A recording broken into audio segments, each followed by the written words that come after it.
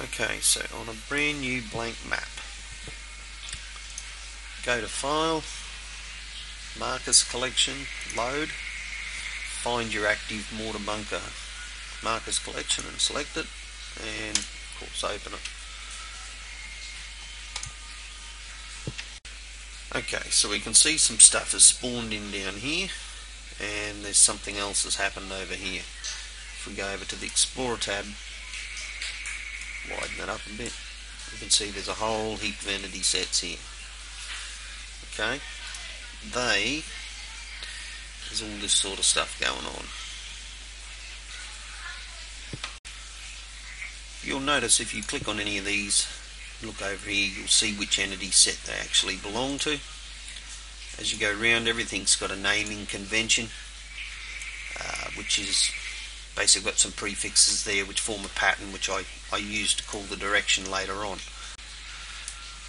Okay, so everything here is laid out, pre-arranged, ready to go.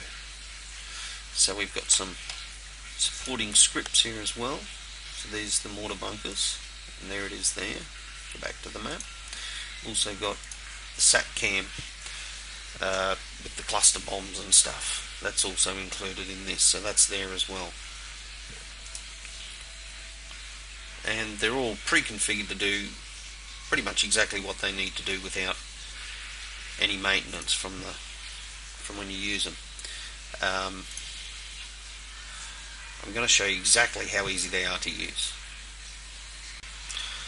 Okay, so let's start by taking a look over here on the map where there's one already pre-configured. Okay, so basically what's there is you can see there's a couple ammo crates and basically a recon point.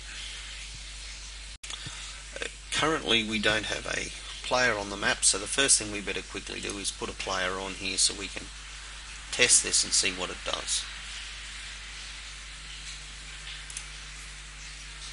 So pick someone there,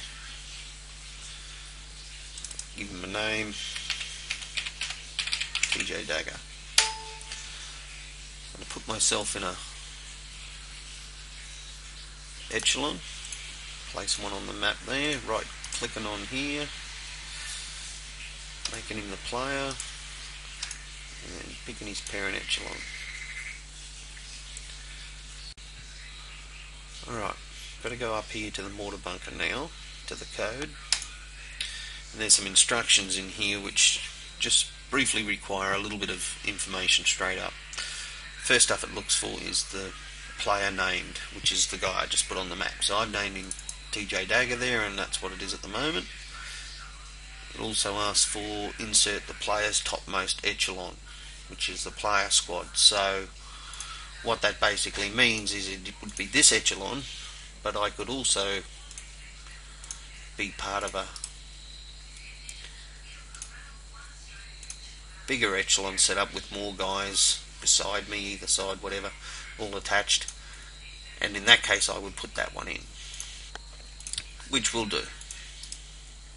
Copy the entity name, back up here into the script, paste that in there, backspace there. While we're in the mood, we'll go to the SATCAM one as well, and it also asks for the player name there, and it's TJ Dagger again. Okay. So that's where we are on the map, that's where the point is.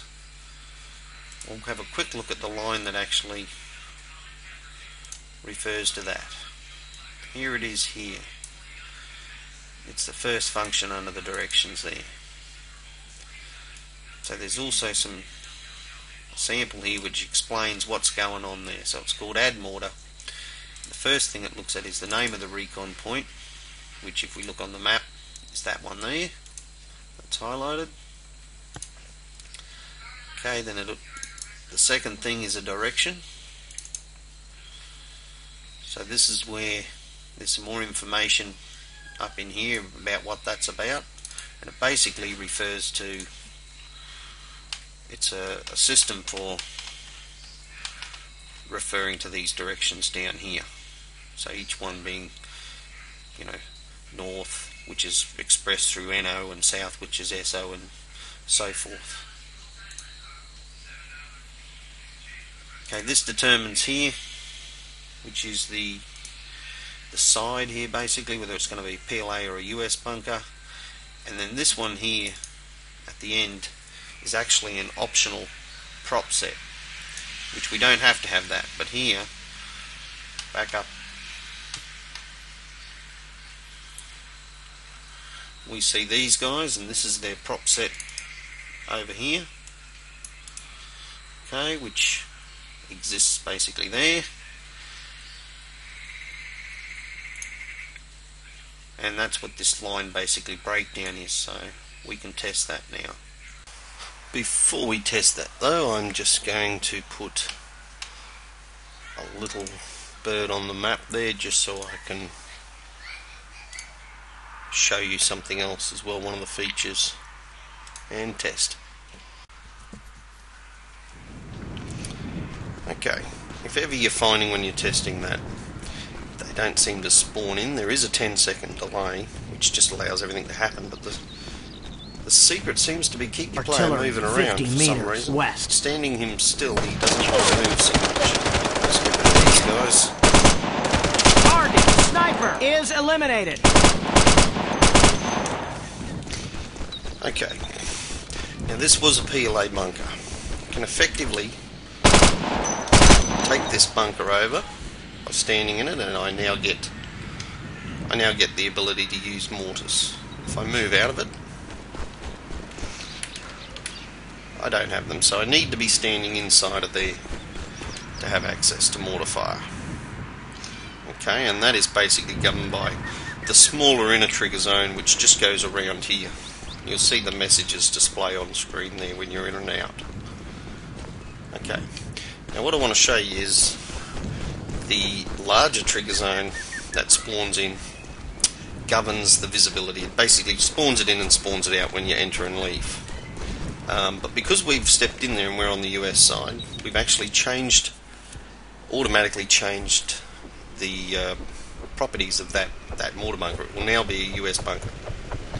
So if I was to fly away outside of the larger trigger zone that spawns in, which is roughly a radius of about 800-900 meters, which is basically the visual range of props. It's a bit bigger than the visual range of props. So,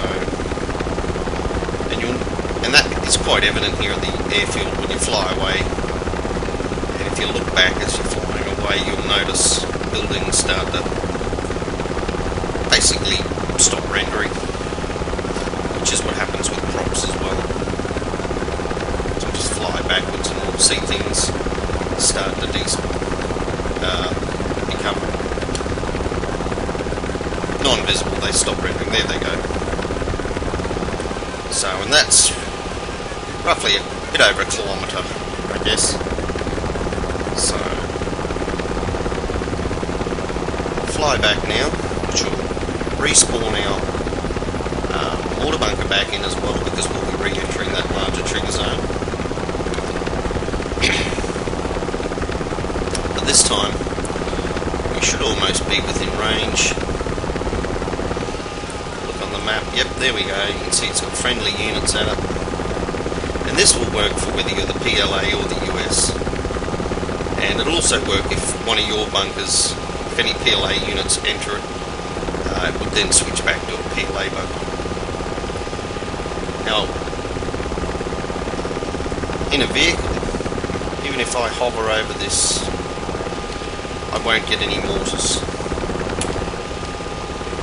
because realistically you wouldn't be able to fire mortars from a vehicle, so I've made it so if you're mounted you can't access the mortar bunker. So just land this here.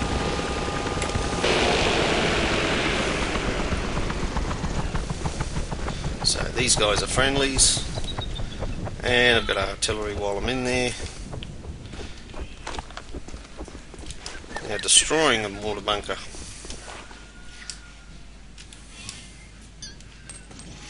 will it'll be destroyed for the rest of the game then. And of course, the new prop set for the destroyed bunker spawns in, replaces the old one, and it's all banged up.